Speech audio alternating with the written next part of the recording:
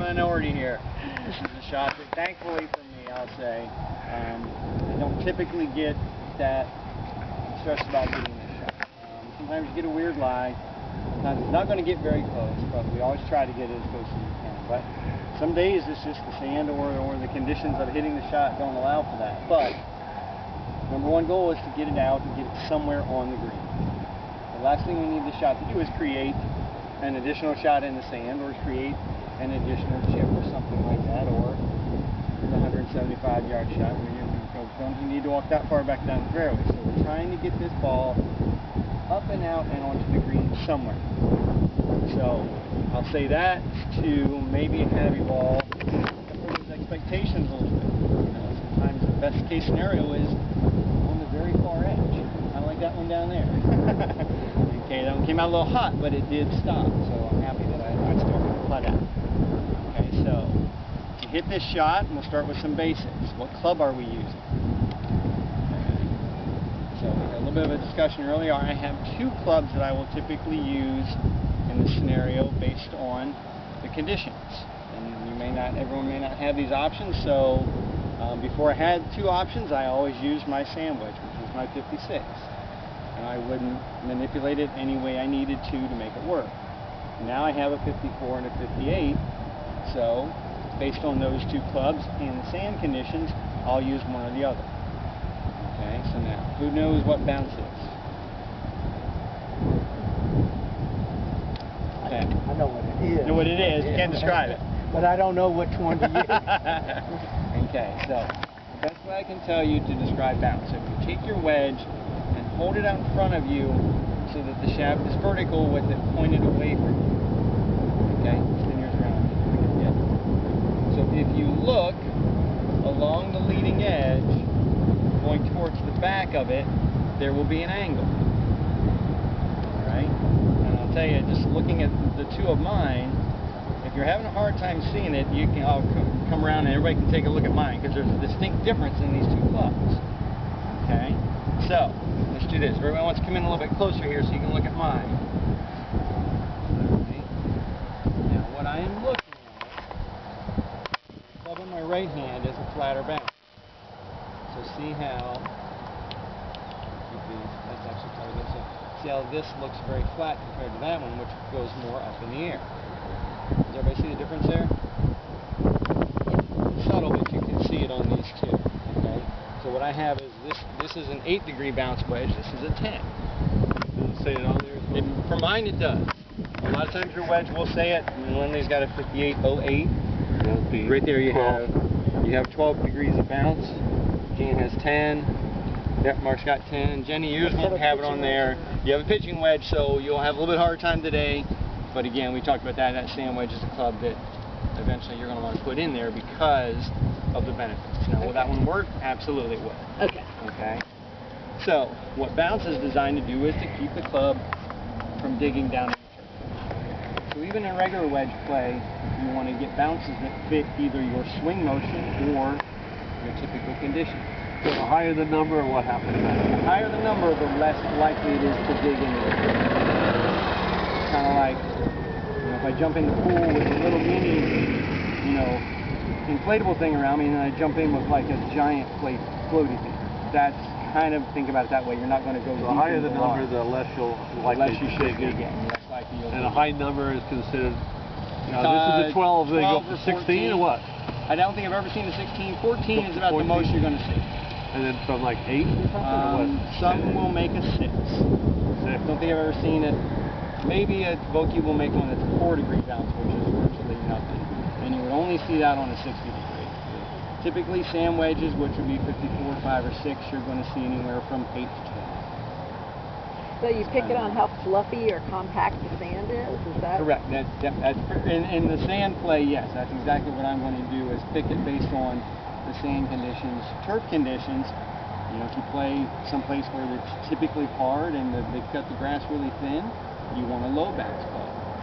If you play where conditions are typically wet, the ground's a little soft, that high bounce will help you a little bit. It also has a lot to do with your swing. Somebody who comes at it really steep or over the top, more bounce will prevent that club or lessen the effect of it digging. If I'm a sweeper, I don't want that. But completely different discussion. So for today, because this bunker typically stays a little bit wet, I'm going to be using my 58 for all of these shots. Now the technique for hitting the shot doesn't change at all based on the club I've got in my hand. It may change based on where the ball is in the bunker, but whether it's soft sand or hard sand, the way I play the shot, I don't really change my motion or my mentality of hitting.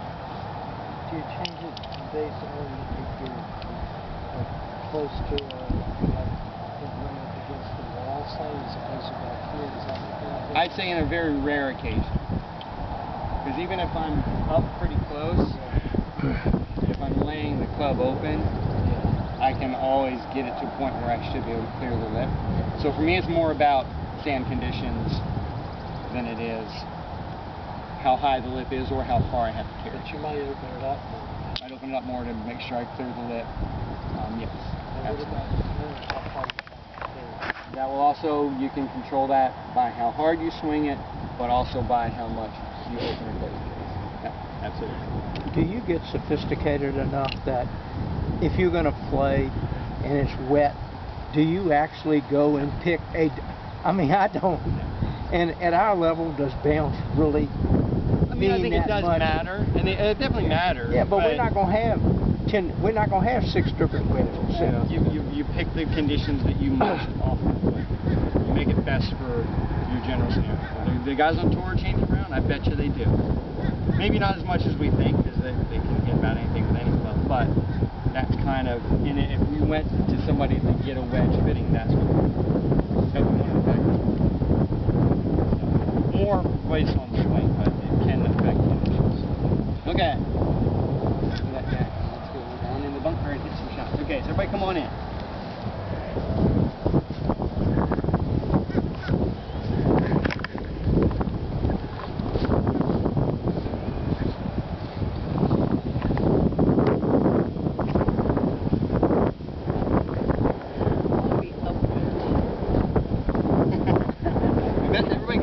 Side of me, that way, yes, you shouldn't be in the wind, but I'll be able to see what I'm doing here.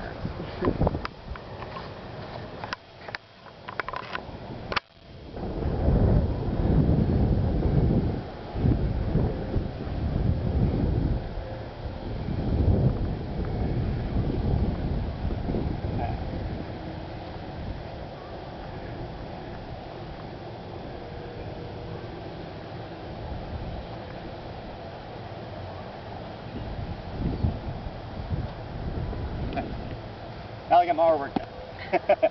So what do all these lines represent? Start with this one. I assume it's the line that you my target line, yep, and I have that one drawn right at the middle pin. So I'm trying to hit the shot at the middle pin. So this is my target line. Okay. So now, in a regular golf swing, where would my feet be? Parallel. It would be on a parallel line to that. Okay. For this shot, I'm actually going to be open to the target. Okay, so you can see my foot line that I drew in here is pointed slightly to the left, almost at kind of left of the left pin. Okay. Now, what does that line represent? Angle of the face? That's kind of the direction the face of the club is pointing. Okay. So you would look at that and say, how is that ball going to go in that direction? Okay. 2 main reasons in this particular setting. Number one, as I'm hitting this shot, there's going to be a layer of sand between the face and the club. So that's going to make the club not have as much influence on where it goes. And B, because my club is actually swinging on this line. We're going to call it roughly on my foot line, but that would definitely put it, if I swing it on my foot line, the club will come from outside and come in and cut across and maybe exit this way. So if I actually think about how I'm going to swing this, the path looks almost like that. So that actually works out pretty well. If we look at that V shape that I just created between the path and the face, see how the target line comes directly out the middle of it. Just one question. Yes. You know, you're doing it based off of what the motion of your arms and the way the club is open, right? Correct. So if you, in a situation where you have to open the club even more, the club face even more because you got a steep area that you got to get over, do you still stand in the same direction, or do you move your left foot back? I would more? adjust a little bit here and there. Okay. I don't know that I would get too much more open than what I'm playing this shot. You don't look open to me there. As far as my you feet? look square. Yeah. From here you do look squared off, but Yeah, but if you stand here You and stand look here at and look at it. I gotta go back around and look on the other side. It is. I was thinking the same thing. A lot of people try to get the shot Yeah. like that, so now guess what? Your body, you're in your own way. So our adjustment with our feet is probably a little bit less. Well, the than line this is adjustment. But left. again, Yeah. look at where my path is going to be. Yeah, you're doing a big outside swing. I'm going to take a big outside swing at this. But I'll describe it. For me, you know, it's going to be somewhat hard to picture with the motion I'm actually doing. So if you can kind of picture, I want to swing it on my foot line. It will prevent letting the club go this way. To me, if your club gets behind you, I'm going to do it from here so I don't mess up my lines. If my club goes like this, more like my regular swing, when I'm coming into it, there's a good chance it's coming away from the inside, and that means that shot is very likely. No. I want that club coming from high to low and almost coming across my body. So that's why that works. In the direction you're swinging, when you're coming out here, say, you know, this is 12 o'clock, 1 o'clock, 2 o'clock, 3 o'clock. Yep. So you're about 2 o'clock?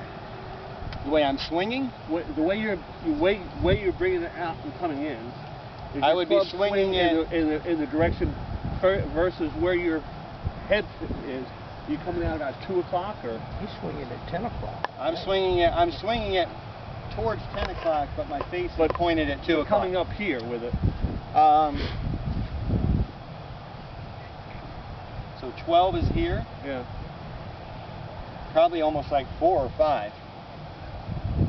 If the clock face is on the ground and this is 12, I'm pushing the club that way, which would be towards 4 or 5 o'clock, and I'm trying to finish it at 10. But you're pulling the club out this way instead of, you know, Yes. you're going up this way. Yeah. I'm pushing it more, and I don't know that I actually feel like I push it too much away from me. Okay. More the way I think one of the best ways to describe it. So if I set up to take my regular swing, I'm going to go this way, Steve, so you see this. So when I do my takeaway, see how long my hands stay low? Yeah. You know, I'm back to what we would consider 9 o'clock the way I look at it in the swing, and my hands are still below my waist, and my arms are still pretty close to my body. At that point, I would get to here, okay? In the stand motion, I mean, my hands are up to shoulder height very quickly. So that's kind of what creates what we would call the outside path. It's not necessarily because I'm pushing it away from me, it's more because I'm picking my hands up really quick to get up to this position where see how much separation I have right here, because that produces that downward motion into the ball. Does that make sense? That's a little bit, I think, hopefully a little bit more descriptive way to look at it. And then where does it go, Kelly, on the other side? It comes across this line, but it finishes like this. So are you holding your wrist? Yes. then? Absolutely. I'm not really using wrist in this shot. Because what happens is, so when I didn't say at the beginning, the reason the bounce is important is when I hit the sand, I want the bounce to hit first, so that the club does that. If it comes in and this leading edge gets into the sand, if I hold it square or I let my hands rotate, see the difference? Yeah. That one went in deeper, because that leading edge is going to hit and dig down in. So that's why when I hit it, I'm trying to hold my hands off. I'm trying not to let that club ever rotate in square, because I don't want that leading edge to dig in. Are you going down on the? I don't choke down on it, no, but I do adjust the face before I grip it.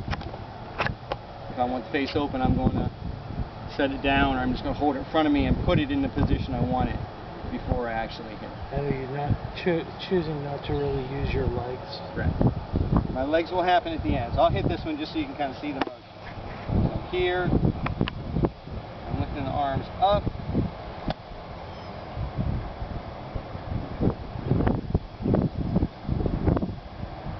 It's pretty good.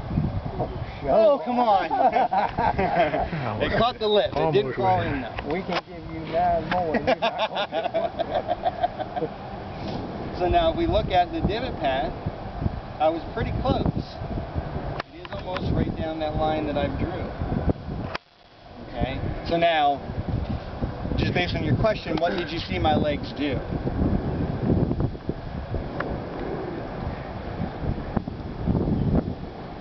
I think they were stable till the end. They were stable to the end. The way, again, the way I look at this is, to create the steepness, I want to get up and down quickly with my arms.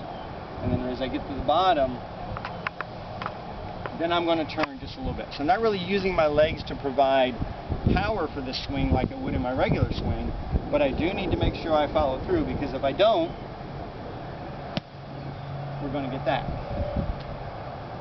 So everything just stopped there. If I make sure I follow through,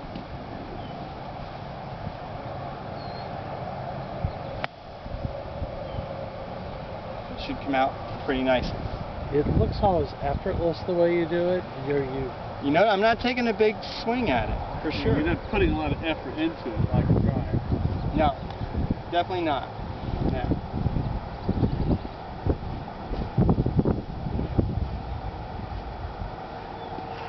I'll swing a little bit harder at this one because of that sand, but I'm not going to change technique too much.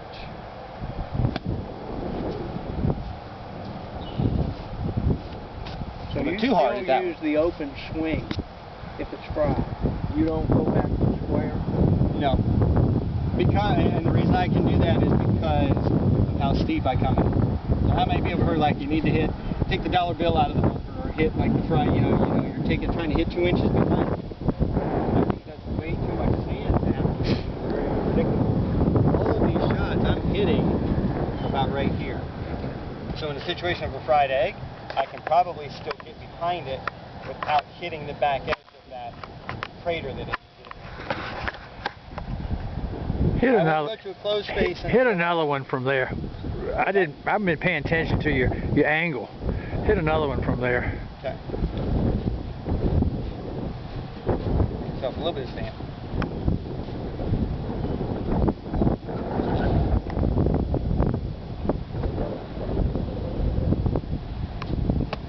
Wow. Okay.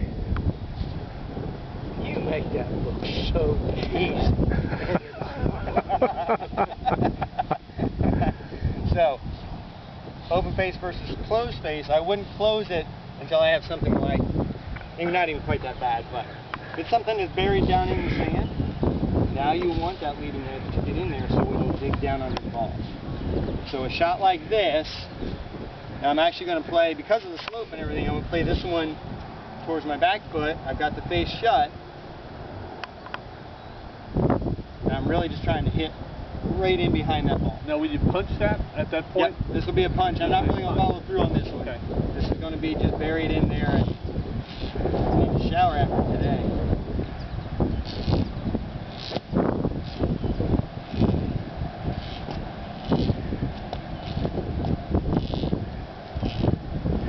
To my eye, you came down about 3 inches behind the ball there, like you did over here.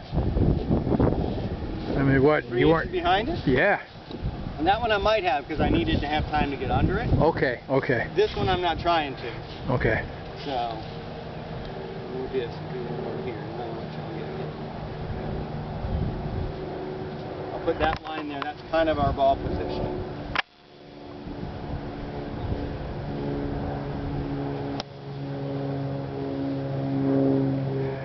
Yeah, you clipped it right up. That divot starts right up there. Yeah. So Yeah. Okay. that one I'm makes with us you. touch it. Very important point. Yeah, we can't see the mile lines now, but I had drawn them initially. So if we were to look at, I think I like to point this out because it's a little bit of a an illusion or a misperception. If you were to look at this, looking in relation to the target line, where would that ball be? In front of my stance, right? Yeah. But if I'm looking at it relative to me, square to my foot line, It's very close to my middle. Wow. If I'm trying to do this, and that's really hard to hit that ball. It's way too far forward. So yes, as you're looking at it, it should be pretty close to your middle, maybe slightly forward. So that's more relative, again, to this line versus the target line. Does that make sense? Yeah. Okay. If the bunker is 25 yards in front of the green, big green, ends on the back, your shot is That's a fairway shot. Now 60 yards, do you go back to the square normal swing? I go back. If it's, I would say like the longest, this green's probably, what, 25 yards deep? You know, if I've got to carry one all the way to the other side,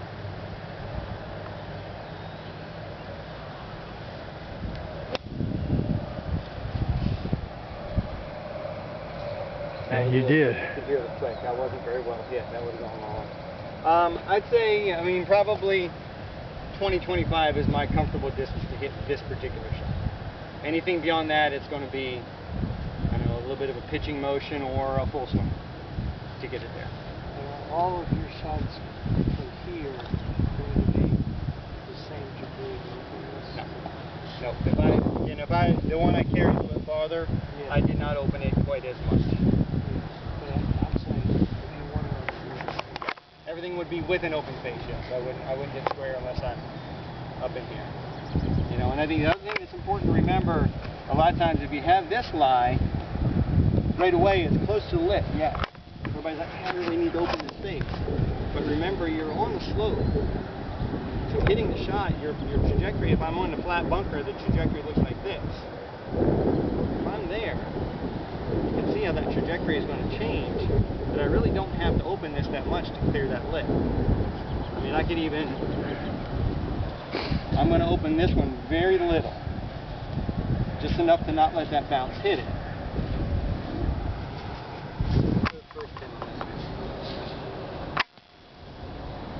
Wow. And I still have plenty of time to get up out. So don't let the high lip scare you as much as it sometimes does. You can create plenty of speed to get it up and out, even with the softer swing. what about the door? Downward is extremely tough because we have to do all of the things we normally do.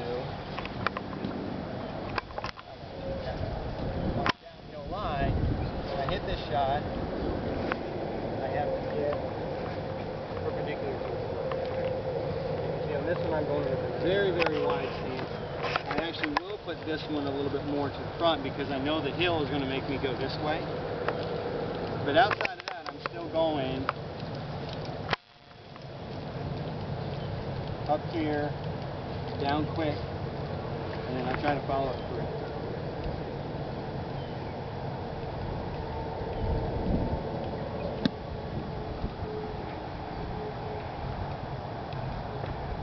Down's on the green, that's all I care about.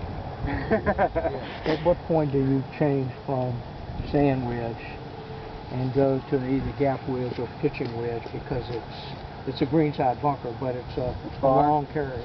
Probably, again, that 25-yard range, I might go down to the gap wedge. I have to carry it longer than 25. I mean, I just hit that last one I hit with my 58. So, it'll go there. So I would say that's probably at least 30 before I would do that. But I would almost say that I can't really think of a scenario around the green where I would go to the 50. Unless the bunker is a minimum of 20 yards off the green, I probably won't go to the 50. I just won't open it as much and just take a little bit bigger motion at it. Kelly, I didn't watch your face on that one. Was it open or was it more It was square? still open. Still open? Okay. Maybe not quite as much because we need to make sure we deal with the lower trajectory coming off the cusp of the slope. But I still had it, I hit that shot probably from about there. Alright. So that would be square, maybe 25 degrees open versus maybe 45 is about my max Okay. when I'm hitting those shots. Alright. Kind of that scenario. Okay. Any other questions? You can talk all day. What's the difference Jeez. between, That would be a law against that. That's what we're trying to do, so we don't have to hit. I could die to do that. If it's, that would be when I would use the 54 instead of. If it's wet or there's not a lot of sand, I'm going to use the 54. If it's really soft and fluffy, then I'll go to the 54. the sides change, parts of it changes, right? Nope. Not at all.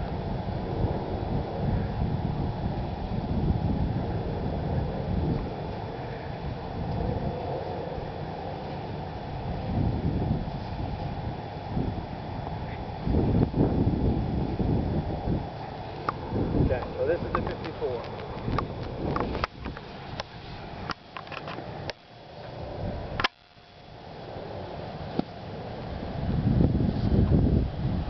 Yeah, I went a little further.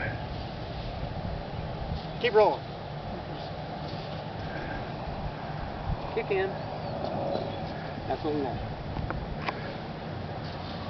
Okay. I'll stand here all day. I love hitting this shot. You guys need to try. I'm scared. I'm very scared. You said we want to keep you talking, but we don't have to. You don't have to hit any. I love hitting this shot. I'll hit these all day. How do you want us organized? We'll do 3 at a time. Come in and hit about 10 shots, and then we'll flip, and we'll go till you're either frustrated, mastered, or have to leave. One or the other. All right.